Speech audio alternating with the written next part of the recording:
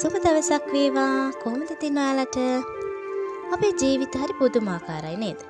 හැමදේම නැති වෙන්න යන්නේ එක තප්පරයක්.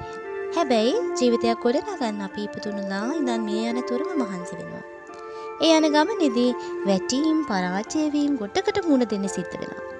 ඒත් මේ හැමදේම දරාගෙන ඉස්සරහට යන එක තමයි ජීවිතය කියන්නේ. ඉතින් සිතුවිලි අරගෙන මගේ channel එක subscribe කරලා එකතු වෙන්න මාත් එක්ක ජීවිතය ගැන සිතන්නට යමක් එකතු කරගන්න.